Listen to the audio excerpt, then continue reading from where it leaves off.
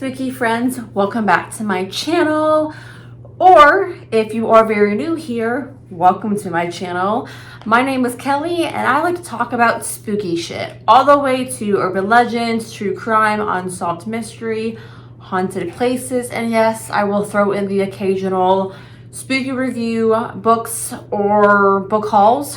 So if that is something that excites you, then hit that subscribe and let's be besties. Today's story is about serial killers. Yes, these are the ones that I've never heard of, but to my defense, two of them have never killed in the United States, so that's why. But I'm actually surprised too, because their kill count is like insanely high. So I don't, maybe they're like the Ted Bundys of where they live at, but I read them and I'm like, did I read this number correctly?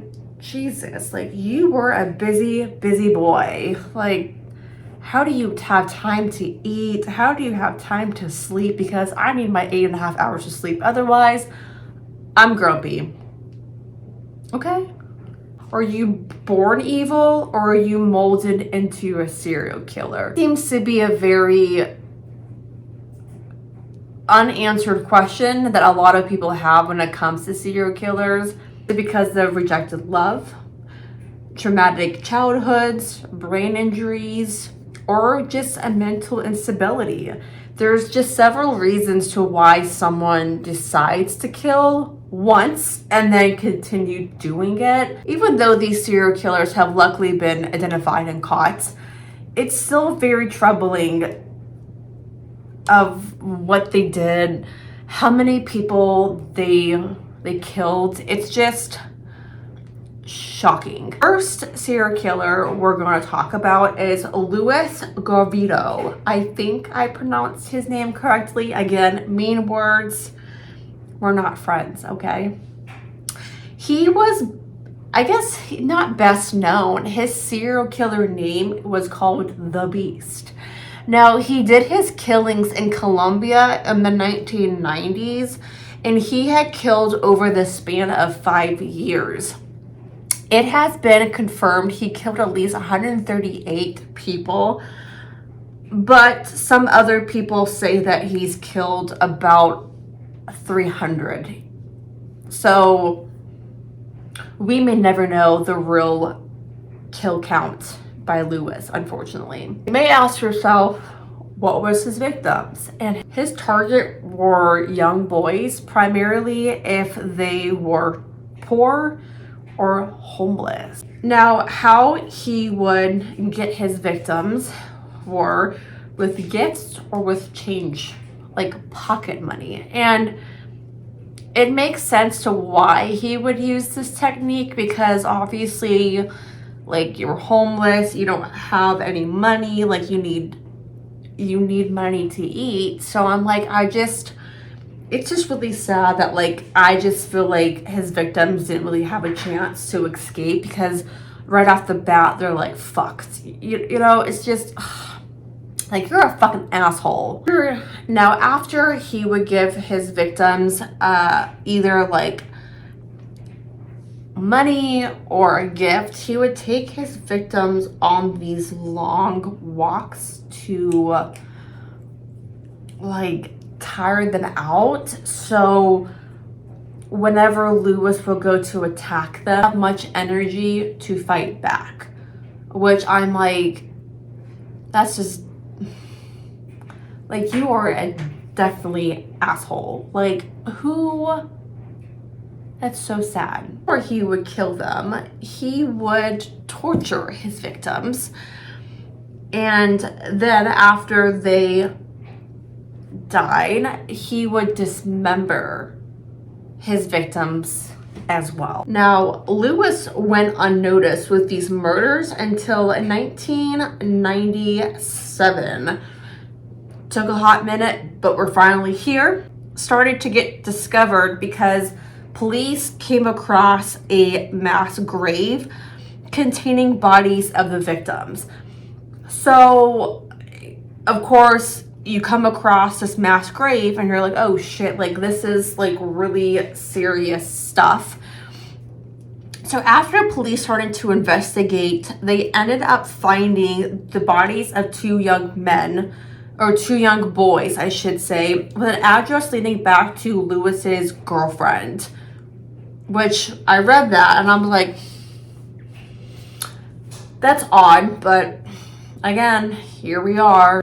Now, after the police were able to find Lewis's girlfriend, she was explaining to the police that she hasn't really seen Lewis in a couple of days,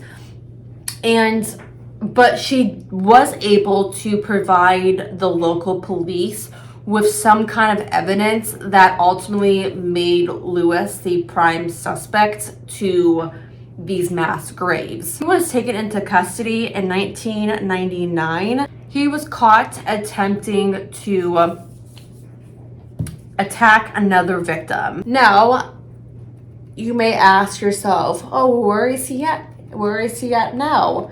He, fortunately, actually passed away recently in October of 2023 in the hospital. He was the age of 66, I believe. So, bye. Have fun in hell, asshole. Like, what a dick. Our next serial killer that we will be talking about is a man named Pedro Lopez.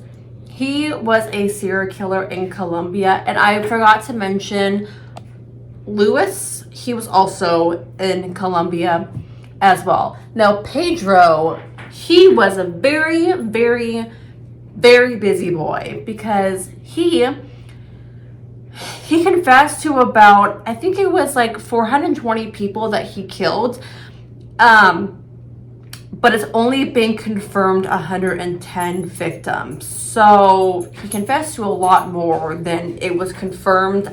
But he did his killings in Colombia, Ecuador, and also Peru between 1969 and 1980. So he was a busy boy as well. Now, during his killing spree, Lopez was briefly captured by a native tribe who was going to execute him for his crimes, but I guess technically, luckily, an American Christian missionary team, I guess, whatever I want to call them, they somehow managed to convince the tribe to hand Lopez back over to them for his crimes so they could send him back to Peru and have the police handle him that way. But the police actually deported him back to Colombia, where he continued to kill. So I don't know why the Parisian, would it be the Parisian police, or I don't know. Again, it doesn't really make sense why the police in Peru wouldn't really want to like handle his business there, because he also killed in Peru. So wouldn't, but again, I don't, different times, I guess. 1980, luckily, he was arrested whenever he failed to lure a woman away from her family. Now, police didn't believe in Pedro when he was confessing to all of these other killings until they discovered a mass grave as well, with the bodies of about 50 girls. So it's like, thank God for these mass graves, I guess, because otherwise they probably would never have been caught, to be honest with you.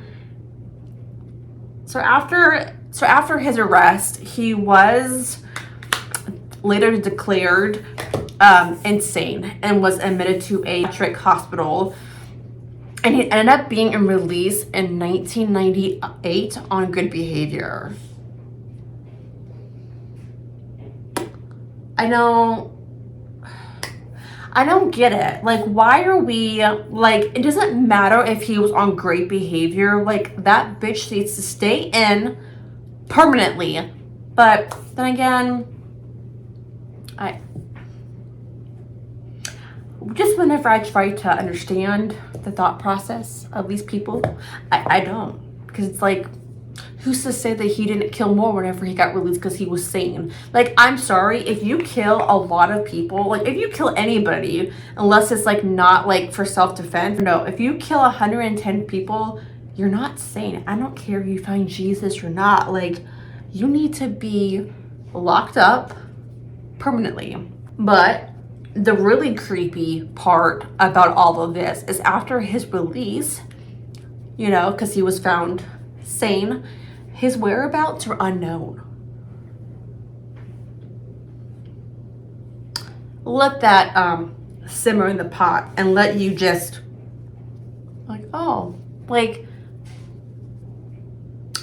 okay. So he just went incognito. Did he like what? Like it just, I read that and I'm like, no effing way.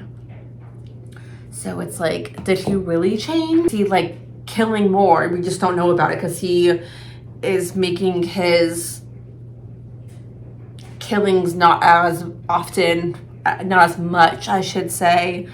Now, the last serial killer that we will be talking about, his name is Gary Ridgway.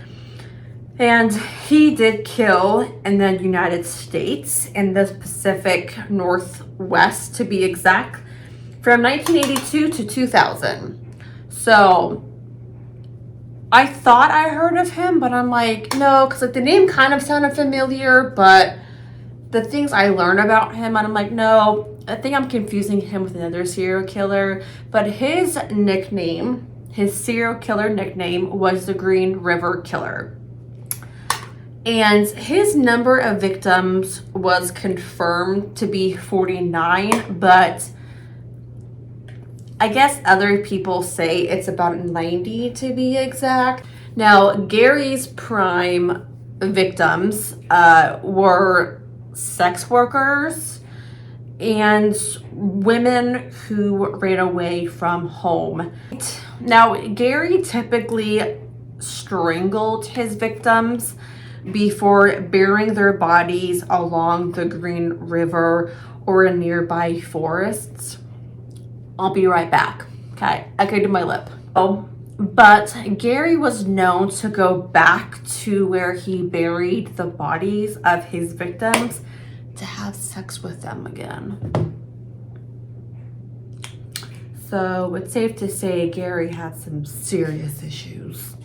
Now, the police made several attempts to try and pin him to be the killer, but unfortunately back then they didn't have enough evidence to link Gary. It wouldn't be until the year 2001 that DNA profiling finally connected Gary to the victims of 4 women.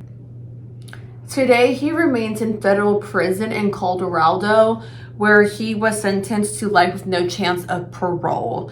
So, thank heavens that he won't be released, even if he does act accordingly and on his best behavior and wants to claim that he found Jesus and all that bullshit, which we all know is a complete lie.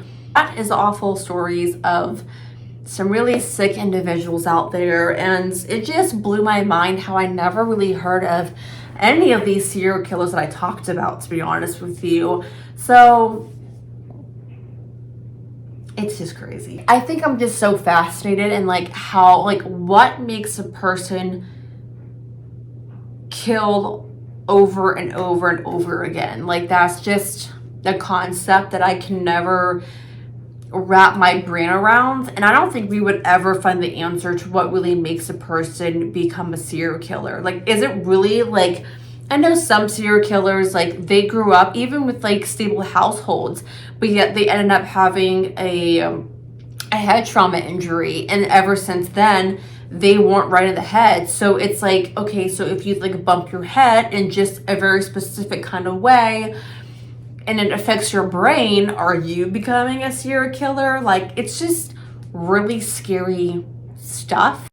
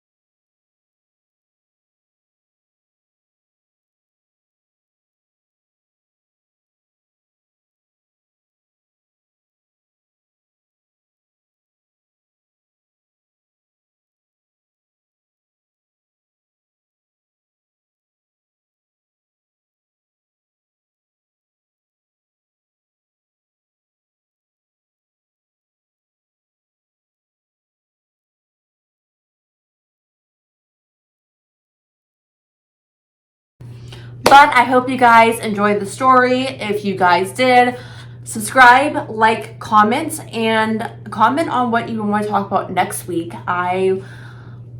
I'm just really interested to know what you guys' thoughts are about these serial killers. Have you guys heard of them, before? Because I sure as hell haven't. But hope you guys have a great day today. I hope you guys stay safe and stay spooky, and I will see you guys in my next video. Bye!